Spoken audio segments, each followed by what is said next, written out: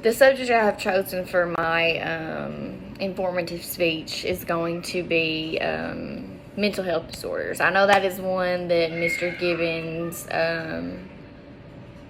used as an example, and it really touched me because I was like, oh, I want to do that one, because like I personally have experienced something like that. So that's the subject I have chosen. A little bit about that. There's a wide range of different mental health disorders. This can include depression, anxiety disorders, schizophrenia, eating disorders, addictive behaviors. The one I've chosen to talk about is addictive behaviors. The reason behind this is because my entire life I always grew up around people who had addictive drug behaviors, and I've struggled with my own addiction. The reason behind my addictive behavior, strap in because it's kind of sad. So the reason behind my addictive behavior is I had a very bad car accident when I was 7 years old that killed my dad and my little sister. My little sister, she flew to the front of the car. The rearview mirror went to the back of her head and cut it open. And, I guess during impact, she came back. Well, when she come back to the back of the car, she landed in my lap, and I had her brains all over me. And by the time they got her off of me, the car had caught on fire. I was trying to wake my dad up, and his head just fell over. And so it really mentally did a lot. It really took a toll on me at the time. So that is the reason behind my addictive behavior. And now I'm going to tell you guys what that was. I got really bad on Xanax. Xanax made me feel like I was on top of the world. I felt great. I was happy every day. I felt good. I did not have a care in the world. Like, it was just... I was just happy. I felt good every day. Every time I would take a Xanax, like, I knew I was going to feel good. I knew I was going to have a good day. Like, and it just kind of, it made me numb to all the things that were already going through my head constantly, like all the demons that I were battling due to the car accident and due to the way that my dad and my little sister died and the things that I had seen. I also had very bad nightmares and things like that. I still struggle with that right now. I actually have to take sleeping medication just due to the fact that I have nightmares because of that traumatic experience. So I'm still coping with it. I'm learning new ways to cope with it, without the Xanax. I have, I've been sober for 2 years from the Xanax, so yay me. But life with this addictive behavior it wasn't really good, because at the time I just was really trying to kill myself, honestly. Like, I was taking so many Xanax a day. Like, I'm a very tiny person. If you really can't see me, but if you can't tell, I'm just tiny. I weigh about 110 pounds. I'm small. Like, I've always been small. And I would take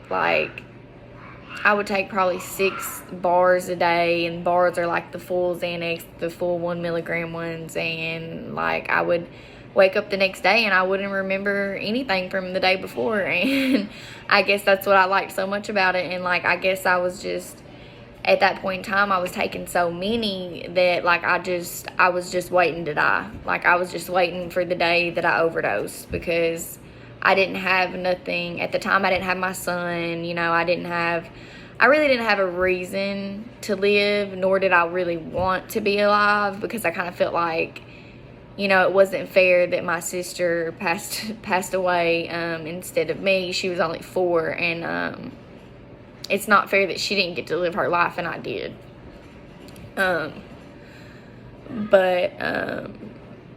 Sorry, let me just start crying. But life with that addictive behavior was, at the time it was great. but then I realized, like, I can't do this to myself. I can't. I met a guy, the father of my child, and he actually helped me get off of the Xanax. And then, we got pregnant with my son, and my son really saved me. His dad saved me first, but my son, he really saved me. Like, he really kept me from going back into that addictive behavior.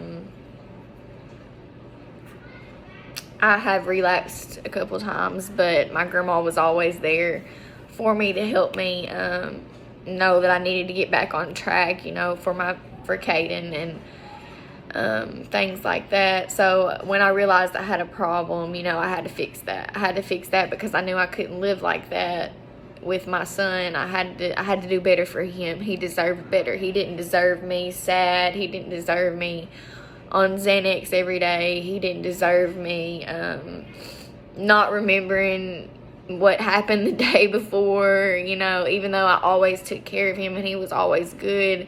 He didn't deserve that because he didn't know what mommy was going through. He didn't know mommy's struggles, and that's how I tried to keep it. I tried to keep him happy and, not let him ever know that I had a problem. But when I realized I had that problem, I knew I had to fix it, and I fixed it for him. And now here I am in college. I finished my GED back in November. I did all this for him. Like, I can't live my life like that because I have to be successful for my son. I'm all he has.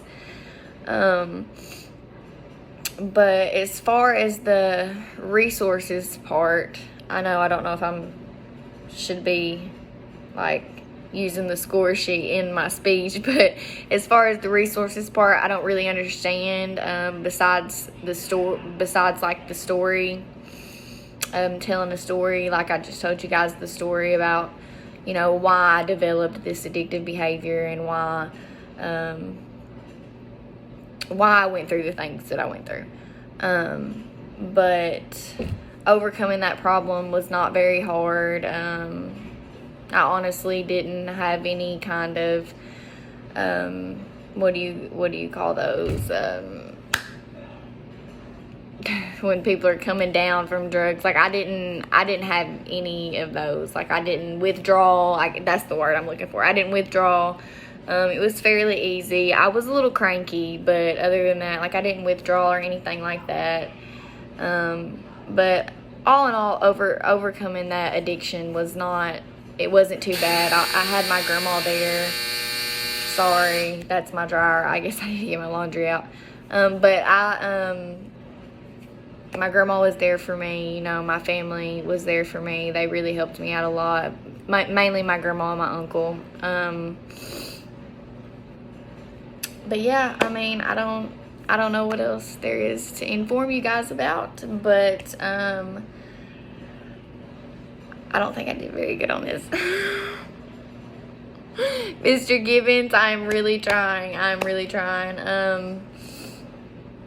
My grandma, she was there with me through everything. She knows all the details about, everything that happened, because my dad was her son. My sister was also her granddaughter. So she really helped me out a lot and, helped me get through that. And I still have my days sometimes, everybody does, and it never gets easier. And some days I'm like, yeah, I need a Xanax, but I know I can't do that. So I have learned to cope with it. I have learned to deal with my emotions. I have learned to deal with the fact that they are gone and they're not coming back, and that I have to move on with my future, even though that they can't. And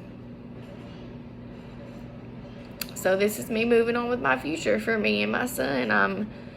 I'm in school. I'm trying to get this done, and sorry, I'm crying. But yeah, so that was a little longer than 5 minutes, and I hope I did okay, Mr. Gibbons. I'm sorry. I'm not very good at this. I was never good at speeches. I